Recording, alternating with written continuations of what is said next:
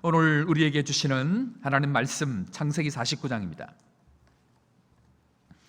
창세기 49장 구약 성경 창세기 49장 22절부터 26절까지 말씀.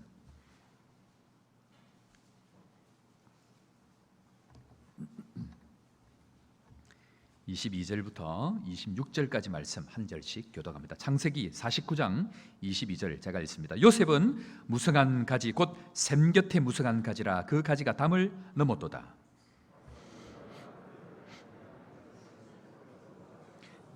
요셉의 활은 도리어 굳세며 그의 팔은 힘이 있으니 이는 야곱의 전능자 이스라엘의 반석인 목자의 손을 힘입음이라.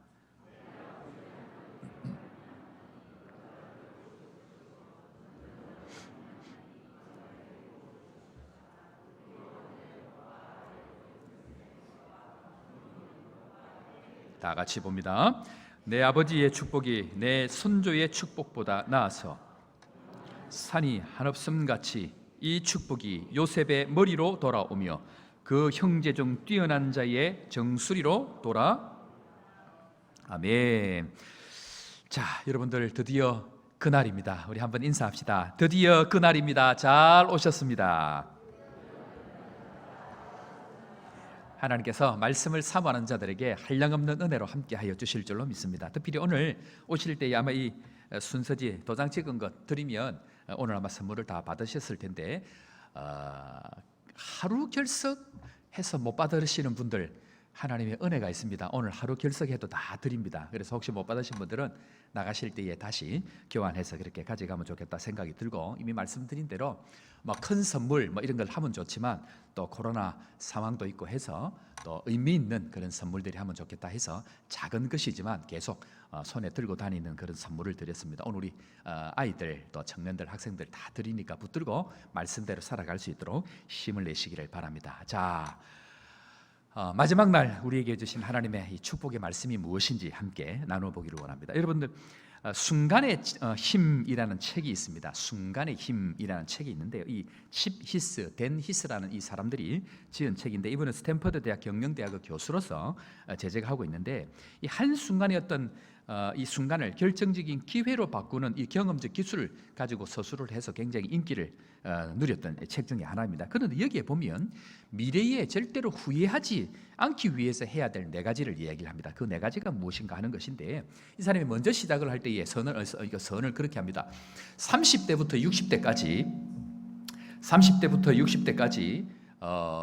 이 인생을 살고 난 이후에 가장 후회한 것이 무엇인가 해서 1등부터 6등까지 쭉 설명을 합니다. 30대 1등부터 6등, 40대, 50대, 60대까지 1등부터 6등까지 후회할 것이 무엇인가라고 하는데, 뭐 그걸 제가 보여드리면 좋은데 이 새벽이니까 시간 관계상 그렇게 못하고 공통적으로 보니까 이런 내용이랍니다. 첫 번째, 다 이가 공통적인 부분들입니다. 순서는 조금 섞여 있습니다만은 공부를 더 할 걸, 이런 것들이 나옵니다. 공부를 더 할 걸. 두 번째는 결혼을 잘못했어, 이제 이런 게 나옵니다. 결혼 잘 하시기 바랍니다.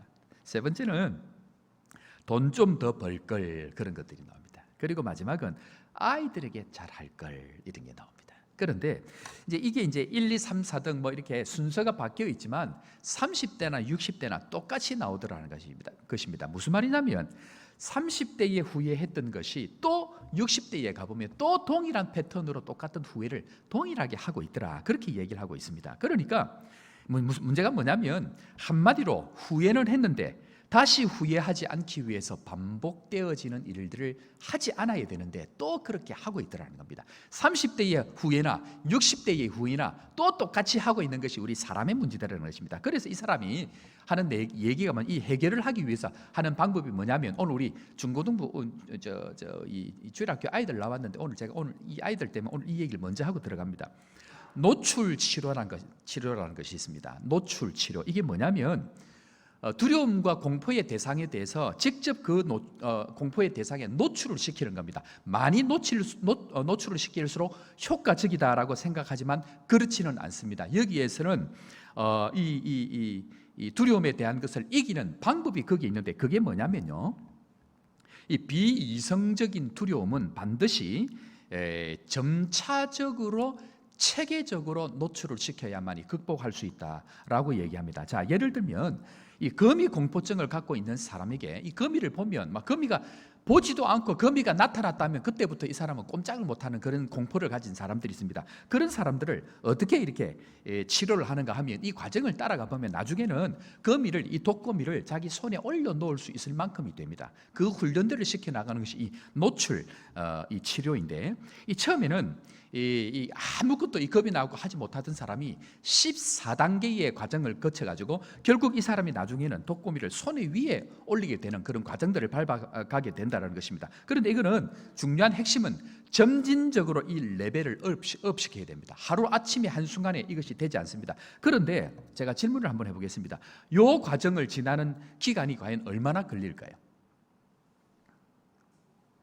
오늘 우리 주일학교 학생들 중고등부 나왔는데 요 하는 것을 꾸준히 훈련을 해가지고 한 일주일 걸릴까요? 한 달 걸릴까요? 그런데 놀라운 게 뭐냐면요, 요 실험해가지고 독거미를 손에 올리는 데까지 걸리는 시간은 딱 2시간밖에 안 걸립니다. 2시간 만에 이 과정을 다 소화를 해내더라는 것입니다. 무슨 말이냐면요, 6개월이 지나고 난 이후에도 이 사람은 거미를 손 위에 거의 다 대부분 실험에 참가했던 사람들은 다 올릴 수 있었다라고 이야기를 하고 있습니다. 그러니까 이 극복하는 데 걸리는 시간은 내가 생각하는 것보다 짧을 수 있다는 것입니다. 내가 생각하는 것보다 점진적이고 체계적으로 가면 내가 생각하는 것보다 훨씬 짧은 인생 가운데 내가 정말 두려워하는 그것을 넘어갈 수 있다라고 이야기를 하고 있다는 것이에요. 그래서 이 사람이 얘기하는 것 4가지가 있는데, 첫 번째 뭐냐면요, 늦었다고 포기하면 안 된다는 것입니다. 늦었다라고 생각하는 그 순간 아무것도 못합니다. 그런데 늦었다라고 생각하는 그 순간 시작하면 된다는 것입니다. 두 번째는 일단 무조건 시작을 해야 됩니다. 무조건 시작을 해야 그 순간이 가장 빠른 데다라고 얘기를 하는데, 우리 중고등부 아이들, 학생들 늦었다고 생각하지 말고요, 지금부터 하면 됩니다. 모든 것이 지금부터 시작할 수 있도록 마음을 가지면 됩니다. 그런데 세 번째로, 단순하게 내가 열심히 해봐야지 아자 해가지고 시작하면 안 된다라는 것입니다. 그렇게 해가지고는 이 방법을 절대 넘어갈 수 없습니다. 마지막 네 번째, 이 네 번째가 중요한데, 이것은 점진적이고 단계적이고 체계적인 절차가 필요합니다. 이 과정을 지나가야만이 이것을 극복할 수 있는데, 이때 이제 제안하는 게 뭐냐면, 첫 번째는 좋은 멘토를 만나야 된다는 것입니다. 그러니까 우리 인생을 가만히 보면요, 어떤 사람이 어느 정도 수준까지 잘 이르렀던 사람들의 굉장히 중요한 특징 중에 하나가 뭐냐면, 그 사람들에게는 좋은 멘토가 있다는 것입니다. 우리 인생을 살아갈 때에 제일 불행한 사람이 뭐냐면요, 저와 같이 어느 정도 이렇게 위치가 되어져서 올라간 사람들에게 멘토가 없다는 것이 제일 불행한 일입니다. 직분이 올라갈수록, 내 인생의 연륜이 올라갈수록 멘토가 있어야 되는데 아무에게도 영적인 멘토를 받을 수 있는 사람이 없다. 그 사람이 불행한 사람입니다. 두 번째는 이 검증받은 교육의 커리큘럼을 따라가야만이 그 사람이 이 과정을 이겨갈 수 있다는 것입니다. 이것이 이제 이 사람이 얘기를 하고 있는데, 제가 그래서 말씀을 드립니다. 신앙을 한번 따라하겠습니다. 신앙은 체계입니다. 신앙은요, 절대로 감정이 아닙니다. 오해하면 안 됩니다. 지금까지 내가 좀 어려우니까 감정적으로 뭔가 체험을 받고, 그게 아니라는 것입니다. 신앙은 체계입니다. 체계 위에 세워져야만이 그것이 가능하다라고 얘기합니다. 기도 한번 응답받고 기적 한번 경험하고 나면 그것이 신앙이 깊어졌다, 절대로 그렇지 않습니다. 신앙은 기적 한번 경험한 사람들 빵 먹고 기적 경험하고 다 떠나버렸습니다. 마지막까지 남아있는 사람들이 누구냐? 신앙의 체계에서 그 체계를 훈련한 사람, 그 사람이 남을 수 있다라고 이야기를 합니다. 우리 사랑하는 성도 여러분, 오늘까지 우리가 특별 새벽 기도에 이렇게 오셨는데, 이 지금 새벽 기도가 아니고 무슨 오예배 같아요. 많이 이렇게 오셔서 얼마나 감사한지 모르는데, 하나님께서 지금 우리에게 원하시는 게 뭐냐면요, 지금 우리가 야곱을 통해서 이 장자의 축복에 대해서 우리가 쭉 살펴보고 있는데, 하나님은 이 단계적이고 점진적이고 체계적인 훈련을 통해 가지고 우리를 장자의 자격을 주기 위해서, 장자로서의 그 자격을 이루어 가기 위해서 주님께서 오늘도 우리를 그 과정으로 인도하고 있다는 것입니다. 그런데 사랑하는 성도 여러분, 장자의 축복이 도대체 뭡니까? 장자의 축복이 도대체 뭔데 이 야곱이 평생 이렇게 죽을 고생을 하고 그 장자의 축복 한 가지를 받아가지고 하나님께서 도대체 어디로 이끌어 가가지고 뭐 하게 하시려고 이 지금 야곱을 이렇게 이끌고 가고 있냐라는 것입니다. 장자로서의 그 수준까지 이르게 하기 위해서 하나님께서 지금 야곱을 죽도록 훈련시켜 가고 있다는 것입니다. 그런 의미에서 이 장자로서의 수준이 무엇인가 하는 것, 오늘 그것이 우리가 지금 함께 나눠야 될 그 내용인데요. 자, 우리가 일반적으로 생각을 하면 장자 하니까 뭐 엄청난 것들을 누리고 이 세상 가운데에 이르지 못할 자리에 이르고 또 누리지 못할 것들을 다 누리는 것이 장자다, 그렇게 생각을 합니다. 그런데 이 야곱이 장자권을 가지고 평생 태어나기 전부터 싸움을 하고 씨름을 하고 나왔는데 이 마지막 이 장자였던 야곱의 모습이, 마지막의 모습이 어떤 모습인가? 자, 장자가 되고 보니까 한국은 재산을 많이 상속을 받습니다. 이 장자한테 많이 줍니다. 그런데 오늘 이 야곱을 보니까 재산이 좀 많이 남았습니까?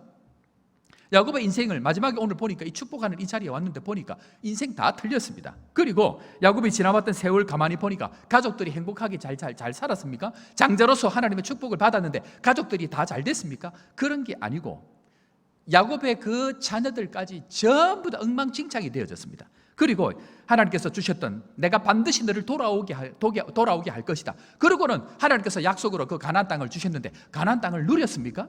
지금 가나안 땅을 누리는 게 어디 있습니까? 지금 빌어먹으러 애굽에 와 있습니다.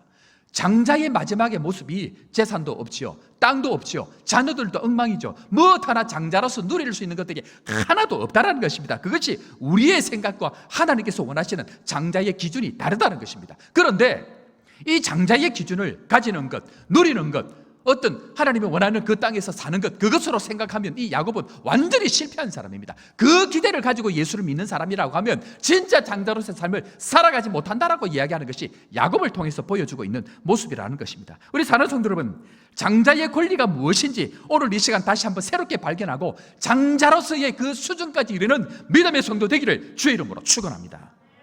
여기까지 가야 된다는 것입니다. 그런데 하나님은 장자로서 어떻게 바꾸어 가셨는가 하는 것을 오늘 다시 살펴보고 마지막으로 이 장자로서의 하나님 앞의 모습으로 이 야곱이 어떻게 변했는지 오늘 그것을 한번 살펴보기를 원합니다. 자, 이 장자 사건, 즉 야곱이 지내왔던 이 세월들을 가만히 보니까요, 태어날 때부터 있었던 문제들, 그리고 이 베델 사건, 그 다음에 이 외삼촌 라반 집에서 사건, 그리고 그의 결혼 생활, 그도 자녀들 뿐만 아니고 야복강의 사건, 그리고 지금 이제 그 이후에 제가 살펴보지는 않았는데 딸 디나 사건으로 인해 가지고 이 자녀들이 완전히 엉망이 됩니다.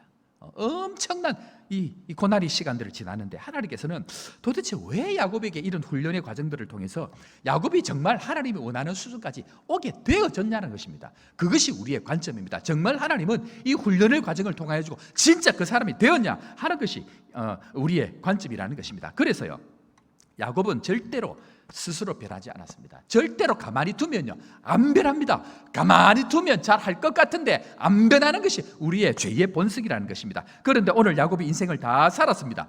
다 살고 난 이후에 야곱이 마지막으로 죽기 전에 자녀들을 다 불러 모아가지고 하나님의 그 장자로서의 어떤 일들을 하게 되는데 그것이 무엇인가? 첫째, 한번 따라하겠습니다. 하나님의 복을 선포하는 것입니다.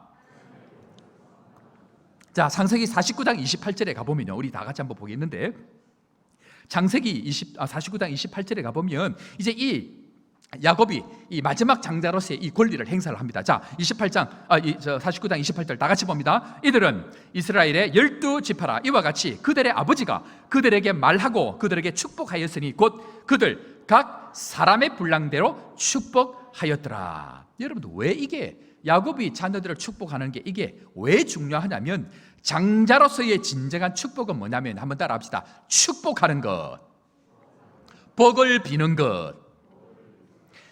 우리가 생각하는 그 장자로서의 권리를 생각하면요 너무 실망스러운 얘기입니다. 아니, 이게 뭐 그리 중요하다라고 이야기하지만 절대로 그렇지 않습니다. 하나님은 그 축복 가운데 놀라운 다른 것들이 있습니다. 자, 야곱은요 본능으로 살았습니다. 그리고 자신이 받은 장자의 복을 자기의 힘과 자기의 능력으로 쌓으려고 했던 사람입니다. 그러면 결국 자기의 중심이고 자기 각본대로 자기의 인생을 끌 뿐 아니고 하나님의 인생도 끌고 가는 인생이 된다는 생각을 가지고 살아왔기 때문에 야곱은 악착같이 살았습니다. 그리고 나중에 우리가 살펴보겠지만 야곱 앞에 서서 자기의 인생이 이야기할 때 나는 험악한 인생을 살았다, 그 이야기를 하는데요, 그것은 하나님의 진정한 축복을 이해하지 못하는 사람들은요 하나님 앞에 살아가지 아니하고 세상 앞에 자기가 생각한 기준으로 살면 결국 험악한 인생을 살 수밖에 없는 것이 우리의 모습이라는 것입니다. 그런데 하나님은 그런 야곱이 생각했던 인생이 아니고 하나님이 원하시는 그 장자로서의 자격을 만들어 가시는데 그 자격이 뭐냐? 그것은 바로 축복하는 자리에 세우는 것입니다. 축복할 수 있는 사람으로 세우는 것, 그것이 바로 장자로서의 모습이라는 것입니다. 130년의 인생을 살고 결정적으로 이 창세기 47장 7절에 가보면 바로 앞에 서게 됩니다. 자, 바로 앞에 서는 장면 우리 한번 볼까요? 47장 7절 말씀, 자, 우리 다 같이 한번 봅니다. 요셉이 자기 아버지 야곱을 인도하여 바로 앞에 서게 하니, 야곱이 바로에게 축복하니. 여러분, 이 장면이요 정말 코미디 같은 장면입니다. 이 축복을 하는데 7절 이야기하고 너의 인생이 이 바로왕이 하도 기가 찹니다. 이 보자마자 바로왕을 야곱이 축복하니까 이 바로가 기가 찬 거예요. 지금 자기가 지금 어떤 상황입니까? 이게 지금 코미디 같은 상황입니다. 야곱하고 그의 가족들 70명이 내려왔는데 지금 빌어먹으러 온 거예요. 그렇지 않습니까? 빌어먹으러 왔는데 야곱이 바로왕을 보자마자, 야곱은 지금 전 세계 강대국들을 다 모아놓은 것 같은 그런 왕이거든요. 그 상황 가운데 바로를 보자마자 이 야곱이 축복을 하기 시작합니다. 그러니까 이게 이 바로왕이 기가 차가지고 네 나이가 몇 살이냐? 하도 기가 차니까 지금 그걸 묻는 거예요. 그러니까 나는 험악한 세월을 살았다 라고 이야기를 하고 난 이후에 47장 10절에 가보면 또 이상한 행동을 합니다. 자, 10절 말씀 다시 봅니다. 47장 10절 다 같이, 야곱이 바로에게 축복하고 그 앞에서 나오니라. 이게 코미디 중에 코미디입니다. 이 바로는, 야곱은 빌어먹으러 왔는데, 빌어먹으러 온 사람이 야곱은 지금 바로 왕에게 축복을 하고 있는데, 여기 축복이에요. 그냥 축복이 아니고요. 이미 제가 말씀드린 대로 창세기 1장 하나님께서 온 인류를 아담과 하와에게 축복하셨던 이 바라크의 축복으로 애굽의 왕을 축복하고 있다는 얘기입니다. 그러니까 하나님의 자녀들에게, 선택된 자녀들에게 축복하고 있는 그 축복으로 야곱이 장자의 권리를 가지고 애굽의 왕을 축복합니다. 이게 우리가 생각하는 상식으로 설명을 하면요, 이게 이해가 안 되는 장면입니다. 그런데 이 험악한 세월을 산 동안 이 야곱이 깨달은 게 뭐냐면요, 이 세월을 사는 동안 우리의 있고 없음이 우리의 자격을 이야기하는 것이 아니고, 우리가 누리고 못 누리고 그 장자의 권리를 누리는 것이 아니고, 그 장자가 이 땅 가운데야 할 수 있는 유일한 은혜가 뭐냐면, 하나님께 받았던 그 축복을 세상 가운데 흘려보내는 사람으로서 살아가는 것, 그것이 바로 장자의 축복이라는 것입니다. 우리 사랑하는 성도 여러분, 이 장자의 축복이 무엇인지 오늘 다 깨닫게 되는 뿐만 아니고 이 수준까지 이르러서 세상을 향하여 두 손들어 축복할 수 있는 장자의 삶을 살아가는 믿음의 성도 되기를 주의 이름으로 축원합니다. 그래서요, 예수 믿고 나서, 구원받고 나서 이 야복강을 건너지 못한 사람은요, 절대로 두 손 들어 그 사람을 축복하지 못합니다. 강을 건넜느냐 건너지 못했느냐의 가장 중요한 특징은 원수 같은 사람을 향해서 손을 들어 축복할 수 있느냐 축복할 수 없느냐로 결판이 난다는 것입니다. 그래서 예수님께서 마태복음 5장에 가보면요, 제가 이미 산상수훈을 말씀드렸습니다만 마태복음 5장은 우리가 그렇게 살아갈 수 있기 때문에 얘기한 게 아니고요, 살아갈 수 없지만 내가 너를 이렇게 만들 거야 라고 얘기하는 하나님의 선언입니다. 그런데 그 선언의 마지막이 무엇인가? 5장의 결론이 무엇인가? 자, 5장의 결론 44절 봅니다. 마태복음 5장 44절. 자, 제가 설명합니다. 이미 다 아는 내용이기 때문에 5장 44절 제가 봅니다. 나는 너희에게 이르노니, 예수님께서 쭉 설명하고 너희는 세상의 빛이다, 소금이다 설명 쭉 하고 난 이후에 나는 너희에게 이르노니 너희 원수를 사랑하며 너희를 박해하는 자를 위하여 기도하라. 왜 이 말씀을 넣었을까요? 그것은 하나님의 축복으로 선택된 사람들이 세상에게 줄 수 있는 유일한 장자로서의 권리가 축복하는 것이라는 겁니다. 일반적으로 사람들은요, 예수를 믿음으로 말미암아 뭔가 이 땅 가운데 누리고 소유하고 높아지는 것으로 착각하고 살면요, 이 자리까지 못 갑니다. 그러나 하나님께서 기뻐하는 그 사람은, 하나님께서 장자로서 우리를 선택한 사람들은 반드시 이 과정을 지나가는 사람으로, 내가 너의 목을 비틀어서라도 내가 너를 만들어 놓을 거야 라고 하는 것이 하나님의 선택이라는 것입니다. 그래서 다시 한번 따라합시다. 도망가면 맞고 온다.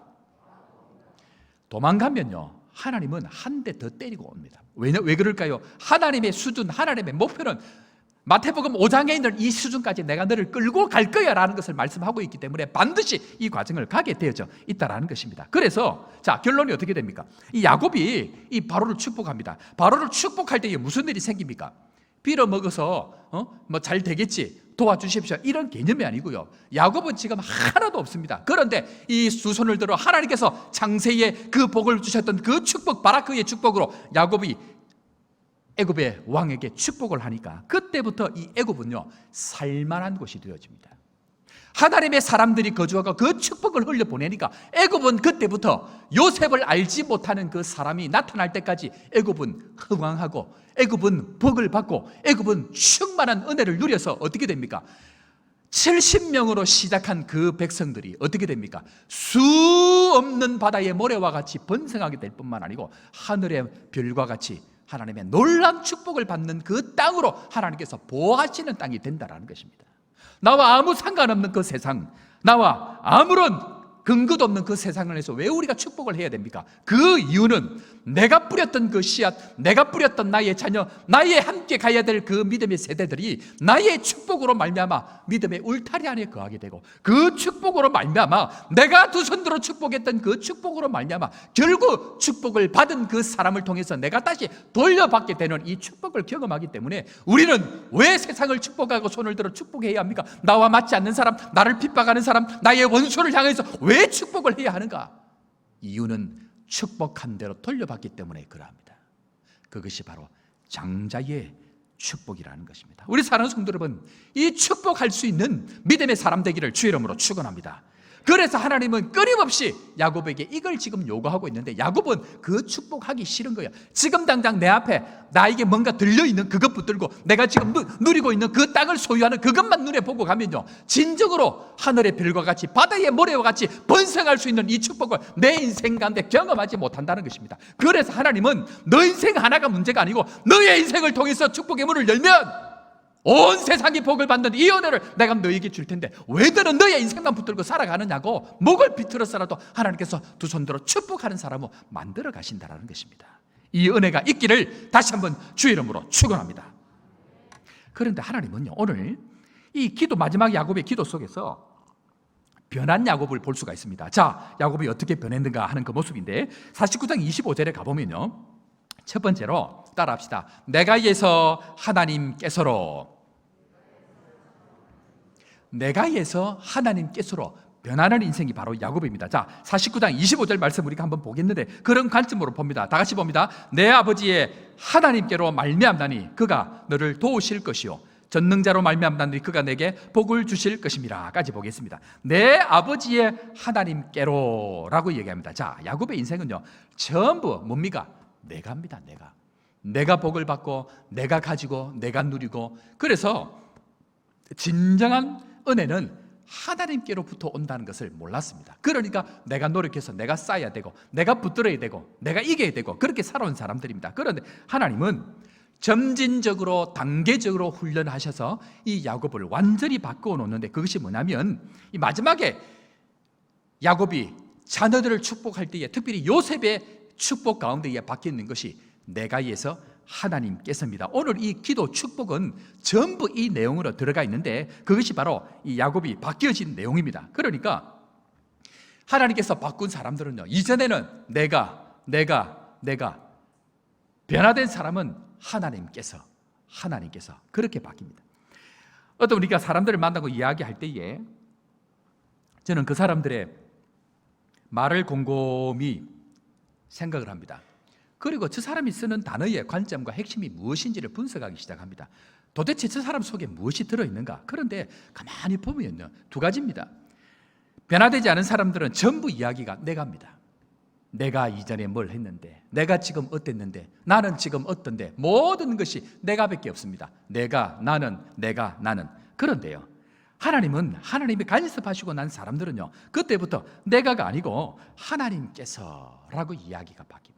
여러분들 어려운 가운데 어려움을 지나갈 때에 어려움을 지나가는 사람들을 가만히 보면요, 두 가지입니다. 그럼에도 끝까지 내가를 얘기하는 사람이 있고, 그때에 하나님께서 이 일을 이루십니다. 하나님께서 이 일을 이루셨습니다. 하나님께서 이 일을 만드셨습니다. 그때부터는 전부 그 관점으로 바뀐다라는 것입니다. 그러니까 하나님께서 나를 바꾸실 때에 어떻게 바꾸고 가시는가? 다른 것 없습니다. 내 속에 내가를 이야기하면 아직까지 변화되지 않은 사람입니다. 그런데 내가가 아니고 하나님께서 이 일을 하셨다라는 얘기가 내 입에 수도 없이 나오게 되면 그 사람은 이미 강을 건넌 사람이라는 것입니다. 우리 사랑하는 성도 여러분, 내가 위해서 하나님께로 바뀌는 믿음의 고백들이 있기를 주의 이름으로 축원합니다.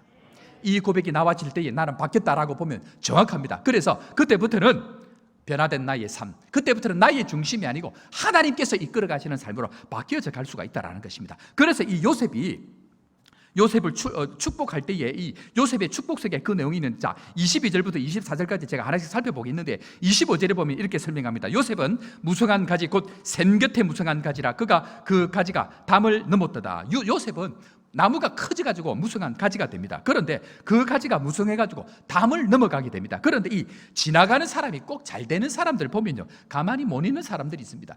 가만히 보니까 이 지나가는 사람이 활을 쏘는데, 23절을 가만히 보니까요, 활을 쏘는 자가 그를 학대하며 그를 쏘며 그를 군박하였으나 이 말은 쫓아가면서 괴롭힌다는 얘기입니다. 그런데 가만히 있는 나무 가지에 활을 쏘는데 누가 맞고 누가 상처를 받아야 됩니까?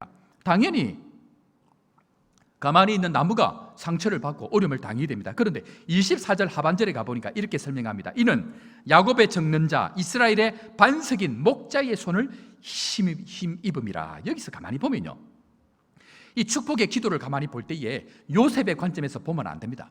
이 축복의 기도는 야곱의 관점에서 이해를 해야 되는데, 요셉이 아니라 야곱이 지금 어떤 말을 하고 있느냐라고 설명을 합니다. 24절 다시 한번 올려주십시오. 24절을 가만히 보면 이는 야곱의 전능자 중간에 있습니다. 이는 야곱의 전능자 이스라엘의 반석인 목자의 손을 힘입음이라. 지금 누구의 전능자라고 얘기합니까? 야곱의 전능자라고 얘기합니다. 아니, 지금 야곱이 어떻게 살았는지 우리가 알지 않습니까? 어떻게 살았는지 아는데 자기의 이름을 들먹거리면서 야곱의 전능자, 지금 그 얘기를 하고 있습니다. 자기의 인생은 지금 빌틀틀입니다.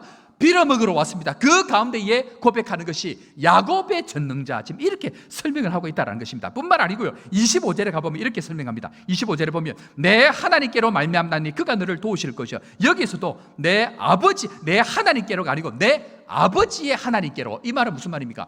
야곱, 자기의 이름을 넣어서 지금 설명을 하고 있더라는 것입니다. 그러니까 이렇게 기도하는 사람 봤습니까, 여러분? 하나님 아버지, 전능하신 하나님 아버지, 오늘도 이 일을 이루어 주시고, 이렇게 기도해야 되는데 서대견 목사의 전능하신 하나님 아버지, 오늘도 은혜를 주시고, 이렇게 기도하는 사람 봤습니까? 이렇게 기도하면 이상한 거예요. 그런데 야곱은 지금 자기의 이름을 넣어서 지금 자녀를 축복하고 있다라는 얘기예요. 굉장히 이상한 대목입니다. 그러니까 25절에 내 아버지의 하나님께로 말미암다니, 26절에 내 아버지의 축복이 내 손주의 축복보다 보다 나아서라고 계속 자기를 덜먹입니다. 그런데 이게 지금 어디까지 덜먹이냐면 26절에 다시 한번 봅니다. 26절 다 같이 읽습니다. 내 아버지의 축복이 내 손주의 축복보다 나아서. 이게 진짜 희한한 얘기를 야곱이 하고 있는데, 야곱의 선조가 누굴까요? 야곱의 선조 누구죠? 아브라함과 이삭입니다. 그런데 이 야곱이 누구하고 지금 비교를 합니까?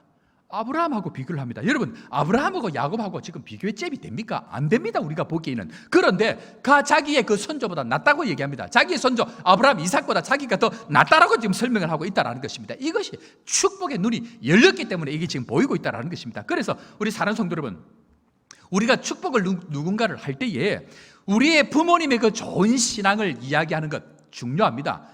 부모님의 신앙을 드리는 것 필요합니다. 그러나 우리 사랑하는 성도 여러분, 부모님의 신앙이 아니고 그 부모님이 느꼈던 신앙보다 나에게 느꼈던 그 하나님의 놀라운 축복과 은혜와 전능하심을 더 많이 느끼고, 나의 하나님 여호와여 나의 자녀를 축복하여 주옵소서, 이렇게 기도할 수 있는 은혜가 있기를 주의 이름으로 축원합니다. 그 말은 무슨 말이냐면요, 이 야곱이 변했다는 얘기입니다. 이 야곱이 아브라함보다 이삭보다 경험하고 느낀 것들이 훨씬 더 많았기 때문에 하나님 앞에서 이 고백의 축복을 할 수가 있다는 것입니다. 이것은 그냥 인사치레로 내 아버지의 하나님, 내 손주의 하나님보다 내가 더 지금 그 얘기를 하는 것이 아니고요, 철저하게 고백을 하는데 24절에 가보면 이렇게 설명을 합니다. 24절에 보면 이는 야곱의 전능자 이스라엘의 반석인 목자의 손을 힘입음이더라.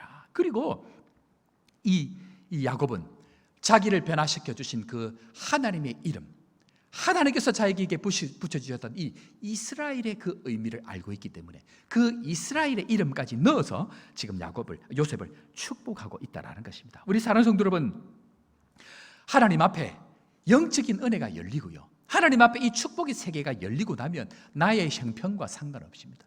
내가 조금 없고 내가 조금 어렵고 그것하고 상관없이 나는 언제든지 축복하는 사람으로 변화되어져 있는 것, 그것이 바로 하나님 앞에 정말 장자의 세계, 믿음의 세계에 눈을 뜬 사람들이 그렇게 할 수 있다는 것입니다. 그래서 사랑하는 성도 여러분, 나의 이름이 아니고 하나님의 이름으로 나를 지금까지 이끌어주신 전능하신 그 하나님의 이름으로 축복하는 사람 되기를 주의 이름으로 축원합니다. 이것이 그러면 어떻게 가능한가? 한 번 더 따라합시다. 하나님을 경험했기 때문입니다.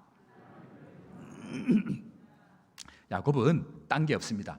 모든 고난과 모든 상황을 하나님을 경험하는 것으로 살았다는 얘기입니다. 하나님을 경험하는 게 되는 것이 진정한 하나님께서 우리에게 주신 축복인데, 근데 우리는 하나님을 경험하는 것이 아니고 나의 어떤 것을 이루어 가려고 하기 때문에 나의 것밖에 남지를 않더라는 것입니다. 그래서요, 우리가 보통 사람들을 보면 뭔가를 얘기를 할 때에 이 전문가 앞에서는 힘을 못 씁니다. 언젠가 한번 우리 교회의 선교 전문가 이 선교사님께서 오셔서 이 선교 동원을 한번 하신 적이 있습니다. 그런데 마치고 나서 이 사모님께서 하신다는 말씀이 뭐냐면, 자기의 남편이 평소에는 이렇게 설교를 하지 않고 담대하게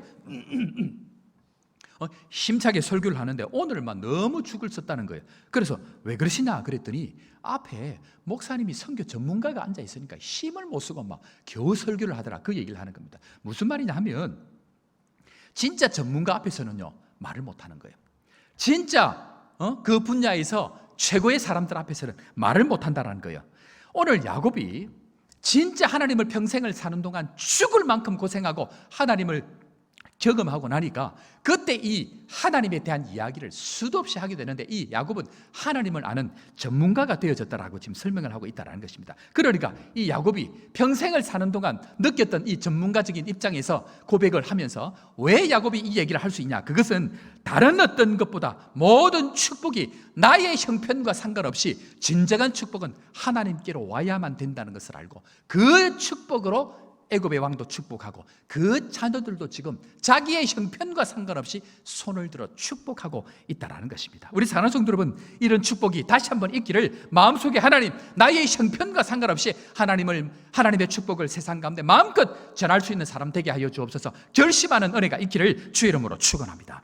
그래서 인생을 이렇게 살아갈 때 보면요, 학교 다닐 때에 어제도 제가 신방을 잠깐 갔더니 여자분들 몇 분이 계시는데 뭐 고등학교 이렇게 동기다, 또 뭐 초등학교 이렇게 동기 동창이다, 이제 그런 얘기가 나오는데, 제가 학교를 다닐 때에 공부 잘하고 똑똑한 친구들을 제가 봅니다. 그럴 때 보면 정말 부러워서, 야, 쟤들은 저래 갖고 저 인생이 어떻게 될까, 어떤 인생으로 살까, 얼마나 참 내가 부러운지 몰랐습니다. 그런데 이 살아보니까 저도 이제 이제 그 세월을 지나고 보니까 평준화의 법칙이라는 것이 있습니다. 평준화의 법칙이 뭐냐, 이 40대, 30대까지는 잘 모릅니다. 그런데 40대의 이유가 되면 평준화의 역사가 나타나는 게 뭐냐면, 40대는 욕망의 평준화입니다. 잘난 놈, 못난 놈 상관없이 전부 다 성공하려고, 뭔가 하나 더 가지려고 미친 듯이 달려가는 그것에서 욕망의 평준화입니다. 50대 지식의 평준화가 찾아옵니다. 초등학교 때 뭐 다 똑똑한 거 상관없습니다. 지나보면 걔 지식이나 내 지식이나 똑같습니다. 지식의 평준화가 40대 찾아오고, 60대 외모의 평준화가 찾아옵니다. 그 얼굴이나 막 보면 똑같다라는 얘기입니다. 70대 건강의 평준화가 찾아옵니다. 무슨 말입니까? 삼시세끼 먹고, 아니 삼시세끼도 못 먹고 소화시킨다고 끄끄거리는 게 그때 찾아온다는 것입니다. 80대 부의 평준화가 찾아옵니다. 있는 사람 없는 사람 삼시세끼 먹고 소화시키면 감사하고 그렇지 못하면 똑같게 되는 것이 80대 부의 평준화입니다. 90대 죽음의 평준화가 찾아옵니다. 죽은 자나 산 자나 거의 똑같게 되어지게 되는 것이 죽음의 평준화입니다. 100살이 되면 어떨까요? 100살이 되면 세상, 자연이나 나나 있으나 없으나 똑같이 된다는 것입니다. 그러니까 아무리 젊은 세월 동안 붙들고 살아도 결국 똑같아지는 것이 우리 인생이다라고 얘기합니다. 그런데 그 가운데 야곱이 경험한 것이 무엇인가? 이 세상 아무것도 아니다는 겁니다. 그리고 하나님께서 축복하시는 그 축복, 하나님께로 오는 그 복이 유일한 복이기 때문에 이 하나님을 붙들고 가야 된다라고 말씀하고 있는 것이, 아니 깨닫고 그 축복을 하고 있는 것이 오늘 지금 이 야곱의 축복이다라고 설명을 하고 있다는 것입니다. 우리 사랑하는 성도 여러분, 하나님께로부터 우리 인생에 복이 오는 것 다시 한번 믿으시기를 바랍니다. 이 복을 붙들고 갈 때, 그리고 그 복으로 세상을 축복할 때 우리 인생이 하나님 앞에 되어지는데, 그 중요한 것은 실패라든지 고난을 통해서라도 하나님 앞에 하나님을 경험하는 것, 그게 중요합니다. 천국에 가면요, 우리 뭐 얘기할 것 같아요? 천국 가면요 하는 일이 뭐냐면, 하나님, 그때 내가 정말 힘들 때에 하나님, 그때 그 사람 하나님 보냈죠. 내가 정말 그때 한 끼 먹고 죽으려고 그랬는데 하나님 그때 한 끼, 누구 한 사람 집사님 보내가지고 나에게 반찬 하나 갖다 줬을 때 하나님 그거 하나님 보냈죠. 내가 그거 먹고 죽으려고 그랬잖아요. 그런데 하나님이 그때 그 사람 보내가고 내가 지금까지 살아가고 하나님 마지막 축복까지 하고 왔습니다. 천국 가면 우리가 뭐 하느냐면요, 하나님과 나와 협공작전한 거, 그거 나누게 돼 있어요. 하나님, 내가 이 땅에 살다가 하나님 빌딩 내가 한 수백 개 있습니다. 하나님, 내 땅이 수만 평입니다. 하나님, 내 차가 엄청 좋은 차입니다. 아무 얘기 안 합니다. 천국 가면 뭐 하느냐? 하나님과 내가 함께 협공작전으로 하나님 경험한 거, 그때 하나님, 그때 이 사람 하나님 보냈죠. 하나님, 그때 내가 정말 어려울 때 하나님 뒤에서 바람 불게 해주셔가지고 나를 빨리 가게 만드셨죠. 하나님 앞에 가면 이 얘기 한다는 것입니다. 그래서 우리의 살아가는 모든 인생의 과정들은요, 하나님 알아가는 것입니다. 그리고 천국 가면 주님과 그 얘기하게 되어져 있다는 것입니다. 이 땅을 살아가는 동안 하나님 앞에 가서 할 말이 많아지는 은혜가 있기를 바랍니다. 하나님 앞에 가서 할 말이 많은 것은요, 하나님을 경험할 때, 그 일을 통해서 하나님을 경험한 사람은 하나님, 내가 공부할 때에 이것을 도우셨고 이 사업을 할 때에 하나님 그 사람 보내서 나에게 이 얘기하셨고 하나님 하신 거죠 라고 이야기할 수 있는 그 경험이 많아져야 된다는 것입니다. 그런데 야곱은 어떻게 그것을 경험했는가? 한 번 더 따라합시다. 얻어 터졌기 때문입니다. 얻어 터진 것이 축복입니다. 많이 얻어 터질수록 그것이 축복인데 얼굴 부끄러워할 필요 없습니다. 머리 숙일 필요 없습니다. 실패가 감사고 고난이 기쁨이고 하나님 앞에 당하는 어려움들이 찬송할 수 있는 이유가 되더라는 것입니다. 왜요? 그 과정을 통해서 하나님과 할 말이 많아지게 되는 것, 그것이 바로 하나님 앞에 우리가 살아가게 되는 모습이라는 것입니다. 그런데 이 과정을 살아갈 때에 무엇합니까? 야곱이 두 손 들어 애굽의 왕을 축복하고 이제는 두 손 들어 그 자손들을 축복하게 되어질 때, 하나님은 오늘도 그 축복 때문에 3대의 축복을 주실 뿐만 아니고 번성하는 축복을 주셨는데, 오늘 우리가 하루를 살아갈 때, 아니 신앙생활을 해 나갈 때에 우리가 꼭 기억할 것이 있습니다. 그것은 하나님 앞에 나의 축복 때문에 세상이 산다는 것입니다. 그것이 바로 야곱의 축복입니다. 나의 축복 때문에 세상이 살아가게 됩니다. 한마디로 얘기하면요, 내가 축복하지 아니하면 절대로 하나님 앞에 저들이 축복을 받을 수 없다라는 것입니다. 그러니까 내가 축복하는 것만큼 하나님 앞에 살아가게 되어져 있는 것이 우리의 인생, 하나님께서 우리에게 주신 축복의 모습이라는 것입니다. 그러니까 우리는 이렇게 이야기할 수 있어야 됩니다. 한번 해볼까요? 너희들 나 때문에 산다. 이 마음이요, 이 고백이 내 가운데에 절실하게 고백이 안 되어지는 사람은 내가 지금 누군지를 모릅니다. 하나님은요, 요 사람 되게 하려고 우리를 지금까지 이끌어 오신 겁니다. 야곱의 그 인생 지금까지 끌고 온 이유는 강을 건너고 수많은 고난과 실패와 아픔과 얻어터지는 과정을 지내서 요 축복 마지막에 할 수 있는 이 한 가지 축복을 위해서 주님 지금까지 우리를 끌고 왔다는 것 기억하지 못하면요, 너희들 나 때문에 산다는 이 고백 못합니다. 나의 축복이 얼마나 존귀한 것인지를 기억하지 못하기 때문에 우리는 손을 들어 축복하지 못하고 있다는 것입니다. 그래서 예수님께서요, 이 바라크의 축복으로 축복하는 장면 하나가 나옵니다. 그게 뭐냐면 오병이어를 가지고 떡과 고기를 들으시고 축사하시고 라고 이야기할 때 이 축사가 그 바라크의 축복입니다. 그러니까 그 축복을 가지고 하나님은 이 세상을 편만케 하시고 우리의 들어 축복하는 그 축복을 가지고 하나님은 나의 자녀에게 다시 내가 들었던 그 축복을 돌려주시는 은혜가 있는데, 문제는 우리가 읽었던 말씀대로 그들의 믿음의 분량대로 그 축복을 받게 되어 있습니다. 자녀들에게 축복을 하고 그 축복을 한 그 받은 사람들이 자기의 분량대로 그 복을 받게 되는 것이 12 자녀들에게 축복했던 야곱의 축복의 핵심입니다. 그러니까 축복을 빌었는데 그 사람이 자격이 안 되면 어떻게 될까요? 그 축복은 나에게 돌아옵니다. 그래서 너희들이 어떤 집에 가서 그 집의 평안을 빌라. 그 집이 합당하면 그들이 받을 것이고 그렇지 않으면 그 복이 너희에게 돌아올 것이다. 사랑하는 성도 여러분, 특세 기간 동안에 마지막 결론을 냅니다. 하나님 우리 인생을 부르실 때에 수많은 일들을 허락하실 것입니다. 그러나 아픔을 주목하지 마십시오. 고난을 주목하지 마십시오. 가진 것, 소유한 것 주목하지 마십시오.